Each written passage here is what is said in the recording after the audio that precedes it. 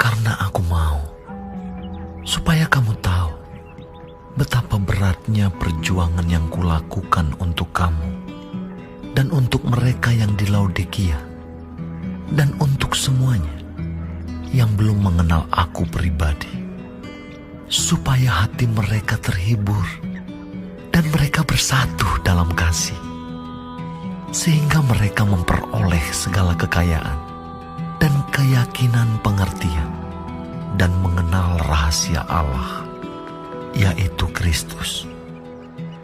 Sebab di dalam Dialah tersembunyi segala harta hikmat dan pengetahuan. Hal ini kukatakan supaya jangan ada yang memperdayakan kamu dengan kata-kata yang indah. Sebab meskipun aku sendiri tidak ada di antara kamu, tetapi dalam roh aku bersama-sama dengan kamu, dan aku melihat dengan sukacita tertib hidupmu dan keteguhan imanmu dalam Kristus. Kamu telah menerima Kristus Yesus, Tuhan kita. Karena itu, hendaklah hidupmu tetap di dalam Dia. Hendaklah kamu berakar di dalam Dia dan dibangun di atas Dia. Hendaklah kamu bertambah teguh dalam iman yang telah diajarkan kepadamu, dan hendaklah hatimu melimpah dengan syukur. Hati-hatilah supaya jangan ada yang menawan kamu dengan filsafatnya yang kosong dan palsu, menurut ajaran turun-temurun dan roh-roh dunia, tetapi tidak menurut Kristus. Sebab dalam Dialah berdiam secara jasmania seluruh kepenuhan kealahan, dan kamu telah dipenuhi di dalam Dia. Dialah kepala semua pemerintah dan penguasa. Dalam Dia kamu telah disunat, bukan dengan sunat yang dilakukan oleh manusia, tetapi dengan sunat Kristus, yang terdiri dari penanggalan akan tubuh yang berdosa. Karena dengan Dia kamu dikuburkan dalam baptisan, dan di dalam Dia kamu turut dibangkitkan juga oleh kepercayaanmu kepada kerja kuasa Allah, yang telah membangkitkan Dia dari orang mati. Kamu juga, meskipun dahulu mati oleh pelanggaranmu, dan oleh karena tidak disunat secara lahiriah, telah dihidupkan Allah bersama-sama dengan Dia, sesudah Ia mengampuni segala pelanggaran kita dengan menghapuskan surat hutang yang oleh ketentuan-ketentuan hukum mendakwa dan mengancam kita. Dan itu ditiadakannya dengan memakukannya pada kayu salib. Ia telah melucuti pemerintah-pemerintah dan penguasa-penguasa, dan menjadikan mereka tontonan umum dalam kemenangannya atas mereka. Karena itu, janganlah kamu biarkan orang menghukum kamu mengenai makanan, bulan baru, ataupun hari Sabat. Semuanya ini hanyalah bayangan dari apa yang harus datang, sedang wujudnya ialah Kristus. Janganlah kamu biarkan kemenanganmu digagalkan oleh orang yang pura-pura merendahkan diri dan beribadah kepada malaikat, serta berkanjang pada penglihatan-penglihatan, dan tanpa alasan membesar-besarkan diri oleh pikirannya yang duniawi. Sedang ia tidak berpegang teguh kepada kepala, dari mana seluruh tubuh yang ditunjang dan diikat menjadi satu oleh urat-urat dan sendi-sendi menerima pertumbuhan ilahinya. Apabila kamu telah mati bersama-sama dengan Kristus dan bebas dari roh-roh dunia, mengapakah kamu menaklukkan dirimu pada rupa-rupa peraturan seolah-olah kamu masih hidup di dunia. Jangan jama ini, jangan kecap itu, jangan sentuh ini. Semuanya itu hanya mengenai barang yang binasa oleh pemakainya, dan hanya menurut perintah-perintah dan ajaran-ajaran manusia. Peraturan-peraturan ini, walaupun nampaknya penuh hikmat, dengan ibadah buatan sendiri, seperti merendahkan diri, menyiksa diri, tidak ada gunanya selain untuk memuaskan hidup duniawi.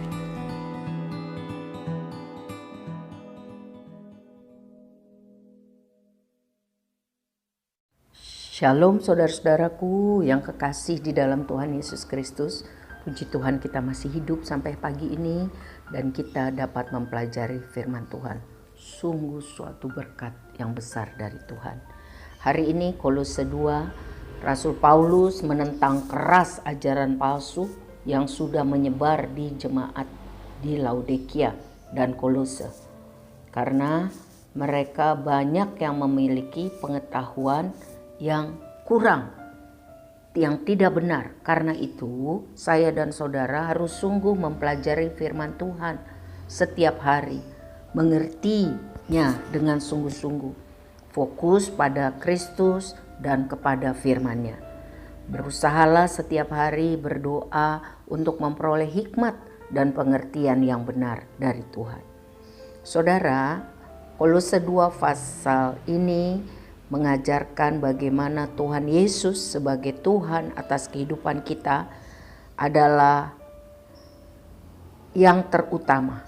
Waktu kita menerima Yesus sebagai Tuhan atas kehidupan kita, itu adalah awal proses pembaharuan kehidupan rohani. Sekali lagi, kehidupan Kristen itu adalah proses, bukan instan.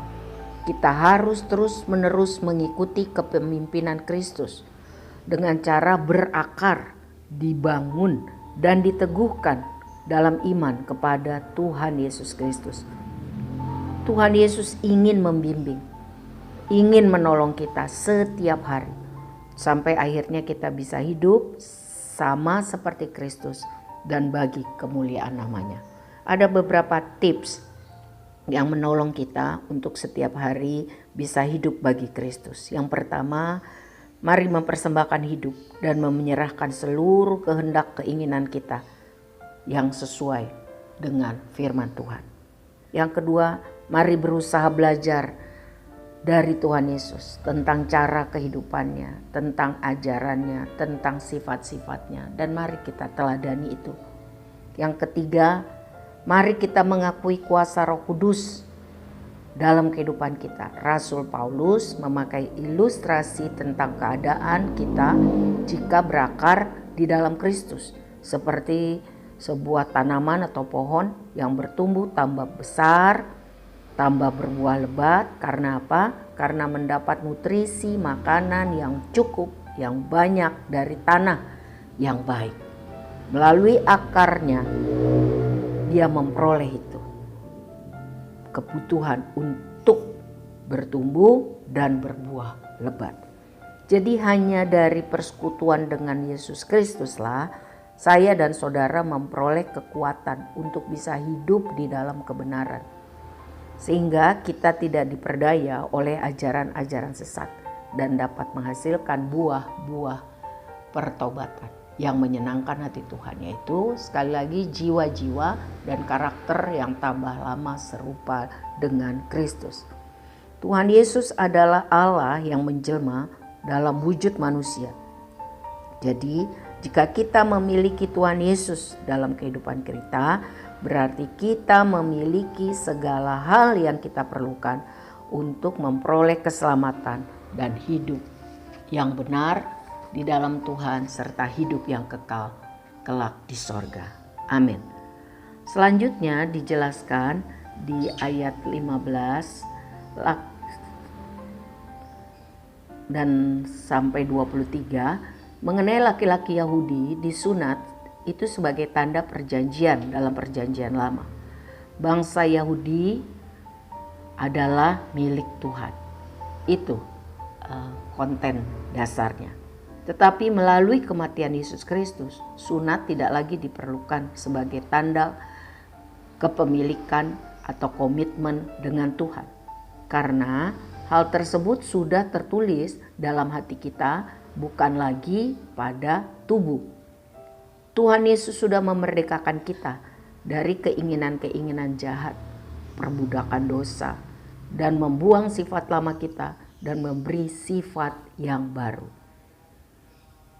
Di ayat 11 dan 12, sunat dikaitkan dengan baptisan, tanda perjanjian, komitmen dalam perjanjian baru. Baptisan serupa dengan kematian, penguburan, dan kebangkitan Tuhan Yesus. Baptisan menggambarkan kematian dan penguburan cara hidup lama kita yang penuh dosa, jahat, tidak taat, memberontak dari Tuhan, tidak mengasihi Tuhan dengan segenap hati, jiwa, dan totalitas kita. Lalu diikuti oleh kebangkitan dalam kehidupan baru, komitmen untuk hidup baru yang indah, yang menurut kehendak Tuhan Yesus Kristus. Saudara, sebelum kita menerima Tuhan Yesus untuk diselamatkan, kita semua adalah budak dosa. Tapi setelah kita menerima Yesus, kita dimerdekakan dan kita hidup bagi Tuhan Yesus Kristus. Karena semua hutang dosa kita sudah dihapuskan.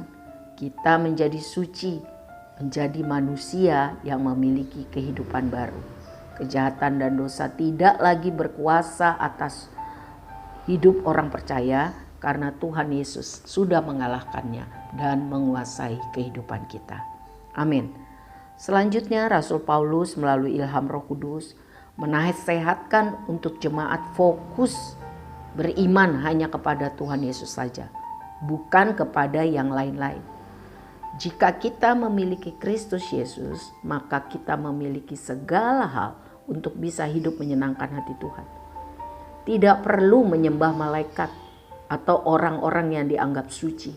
Cukup percaya dan mengasihi Tuhan Yesus Kristus saja. Pertumbuhan iman Kristiani itu adalah proses seumur hidup. Sekali lagi, bukan instan.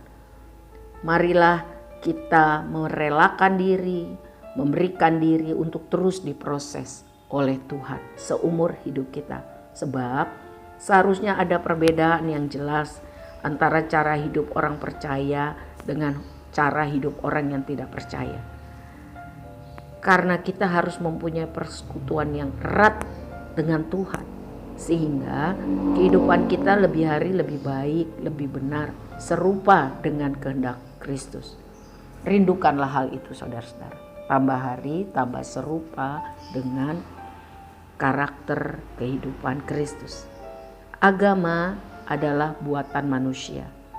Fokus pada usaha manusia menjangkau Tuhan. Tetapi kekristenan fokus pada karya Tuhan menjangkau manusia melalui Yesus Kristus. Melalui kuasa kematian Kristus di kayu salib dan kebangkitannya pada hari ketiga. Tuhan menjangkau manusia.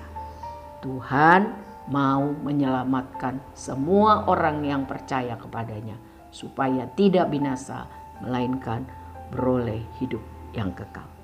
Peraturan-peraturan agama tidak dapat mengubah hati manusia. Hanya kuasa Roh Kudus yang bisa melakukannya. Sebab itu, percayalah kepada Tuhan Yesus dengan segenap hati. Setialah berdoa, sebab tidak ada yang mustahil bagi Tuhan dan tidak ada yang mustahil bagi orang yang sungguh-sungguh percaya dan berharap kepadanya. Amin.